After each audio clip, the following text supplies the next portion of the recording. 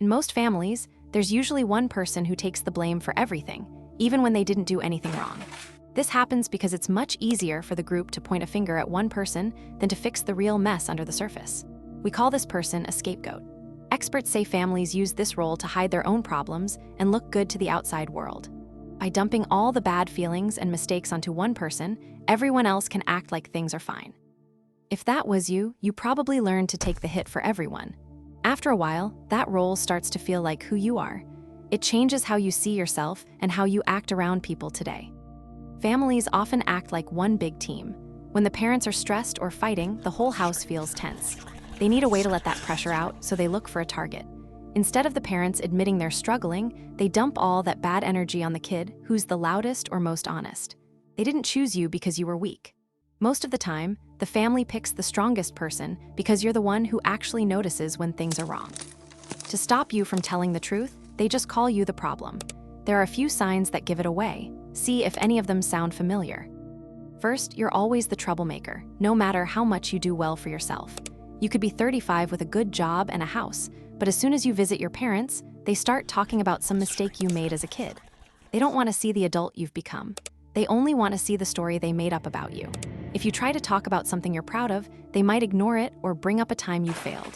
This happens because your success makes them nervous. If you aren't the failure of the family anymore, they'd have to find someone else to blame for their own unhappiness. Second, you live by a different set of rules than everyone else. This double standard can make you feel like you're going crazy. You might get yelled at for 20 minutes just for being a few minutes late to dinner. Meanwhile, your brother or sister can show up an hour late and nobody says a word. If you try to point out how unfair that is, they tell you that you're just being dramatic or looking for a fight. They do this to make you doubt what's actually happening. The family cares more about keeping you under their thumb than being fair. By being extra hard on you while letting everyone else off the hook, they keep pretending that you're the difficult one. Third, they usually ignore your wins or treat them like a fluke. In a healthy family, when you do something great, everyone celebrates. But for you, it feels like you're doing it all alone. You tell them you got a better job, and they just start talking about the weather. Sometimes they even try to say you just got lucky instead of admitting you worked hard. You might have even started hiding your successes because you know that doing well makes them uncomfortable. They want you to stay stuck so they can keep feeling like they're better than you. Fourth, they always tell you that you're being too sensitive. This is a classic move. When you try to set a line or say that a mean comment hurt, the whole family teams up to tell you that you're overreacting. They make the problem about how you acted instead of the mean thing they did. It's an easy way to shut you up. If they can make you believe that your feelings are wrong, you'll stop trusting your gut. You start to think they might be right, and that doubt keeps you stuck in this role for years. Fifth, you feel a heavy sense of dread before you see them. Your body is telling you what's really going on, even if you try to ignore it. You might get a headache or feel sick to your stomach days before a family event. This is more than just being shy. Your body is actually remembering what it's like to be attacked and judged. Even if they're acting nice, you're just waiting for things to go south.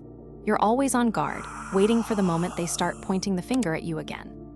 Quitting this role is one of the toughest things you'll ever do. You're basically the glue holding their mess together, and they don't want that to change. When you stop taking the blame, the family usually gets angry. They'll try to make you feel guilty or create a brand new problem to pull you back in. But moving on starts when you realize that the shame you've been carrying belonged to them, not you. You were just the one who was brave enough to carry it for a while. Getting your life back means setting clear lines to protect your peace. Your family might call you selfish for doing it, but you have to do what's best for you. It also means finding your own family, people who see your value and don't need to put you down to feel good. You have every right to walk away from a role you never asked for. They have a version of you in their heads that isn't the real you. You survived a lot of hard times, and now you get to decide who you want to be.